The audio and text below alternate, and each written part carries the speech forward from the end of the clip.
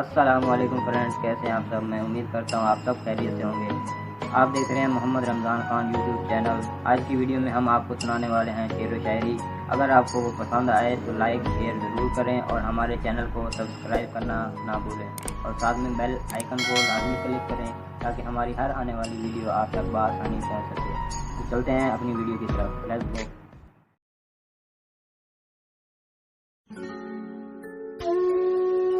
جو باتیں پی گیا تھا میں، وہ باتیں کھا گئی مجھ کو۔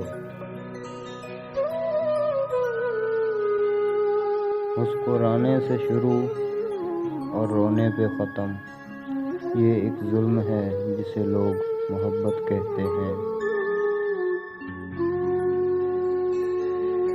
سنو، کسی کو کھو کر بھی اسے چاہنا ہر کسی کے بس کی بات نہیں۔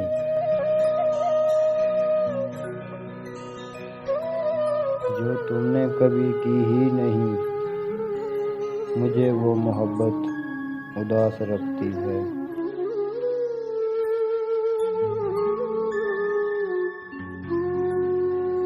بہت مان تھا جن پہ، بڑے بے ایمان نکلے وہ۔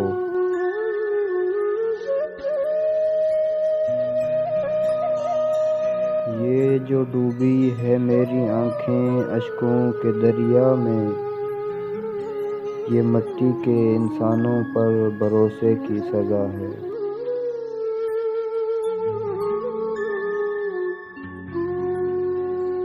مجھے یاد آ رہے ہیں مجھے بھول جانے والے،